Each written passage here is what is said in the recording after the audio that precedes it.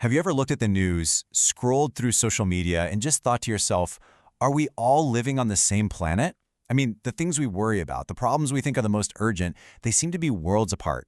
Well, today, we're going to try and unpack the hidden code behind what we all worry about. It's the question that really sits at the heart of so much of our public debate, right? You've got one person who's deeply concerned about the economy, another is completely focused on the climate, and the third person is convinced education is the #1 issue. It can honestly feel like we're all just shouting into the void. So why? Why can't we even agree on what the problems are, let alone how to solve them? So take a look at this. This poll shows just how fragmented our priorities are. Yeah, inflation is at the top with 17%, but look at that massive other category, 42%. That's a huge mix of everything else, from healthcare to the budget deficit to climate change. There's no single overwhelming consensus here. We are, quite literally, all over the map.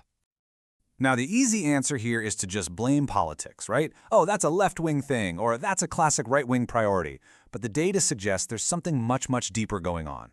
The real reason we see the world so differently isn't just about the party we vote for, it's about our fundamental psychology. It's like we're running different operating systems to make sense of the world. So, if it's an operating system, how do we crack the code? Well, turns out there's a pretty powerful framework that can help us understand these different ways of thinking. It's called spiral dynamics. I know, that might sound a little bit academic, but the idea is actually pretty simple. Think of it like developmental stages for our worldviews. It suggests that as we grow, both as individuals and as a society, we move through different phases, and each phase has its own unique way of thinking and its own core priorities. And that's where these colors come in. Now, think of these colors less as personality types that lock you in a box and more like different pairs of glasses you can look through. Each color represents a distinct value system, a whole worldview with its own logic about what's right, what's important, and what's dangerous. Okay, so let's actually take a look at some of these worldviews, these different colored glasses that are most relevant to our discussion today. This table breaks it down so well. A red worldview is all about power. Think survival of the fittest. Blue is about order, stability, and tradition, a belief in one right way to do things. Orange is that classic get-ahead mindset, focused on achievement, competition, and success. Green is driven by community and harmony, the idea that we're all in this together. And then you have turquoise, which takes the widest possible view, focusing on global systems and how everything is interconnected. Okay, so we've got these different value systems. How in the world does this connect back to that messy donut chart of national problems we saw earlier? Well, this is where it gets really fascinating. Let's start connecting the dots. Let's start with a big one, climate change. It was a top concern for a slice of the people in that poll. But which people? This framework gives us some incredible clues. Okay, so what do these numbers mean? They're called statistical correlations. Basically, a positive number means that as one thing goes up, the other tends to go up with it. And look at this. Green and turquoise values show a strong positive link to worrying about climate change. And that makes perfect sense, right? Green's focus on community makes a global threat feel super urgent. And turquoise, which thinks in these huge holistic planetary terms, sees climate change as a critical disruption to the entire system. You know, this same logic explains why someone operating from that big picture turquoise perspective is way less likely to name short-term inflation as their top concern. When your focus is zoomed way out on planetary health and long-term stability, immediate economic ups and downs just don't register with the same level of alarm.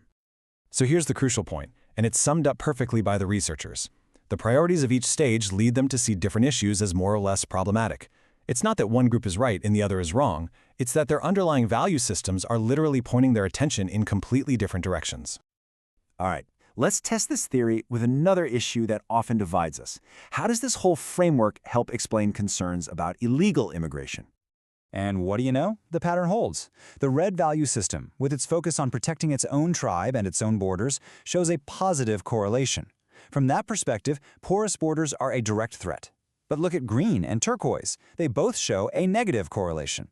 For the green worldview, which is focused on pluralism and human connection, and for turquoise, with its super-inclusive global view, this issue just registers as far less of a problem.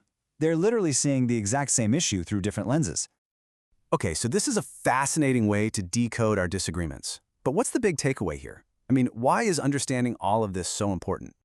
And this part is absolutely key. The goal here is not to create new boxes to stuff people into, or to run around saying you're a blue or I'm a green. No way. The real power of this framework is that it helps us move beyond simple labels and start to understand the deep-seated motivations that drive different points of view. So, what should you remember from all this? First, our different priorities often come from completely different underlying value systems. Second, our biggest arguments aren't always about the facts, but about a fundamental clash of entire worldviews. And finally, and this is the hopeful part, if we can learn to recognize these hidden codes in ourselves and others, we might just stand a chance of truly communicating, even when we disagree. Which brings us to the final and maybe the most important question. Because this isn't just about understanding other people, it's about understanding ourselves. So take a moment and think about it. What are the core values, the colored glasses that shape how you see the world, and how do they determine what you worry about most?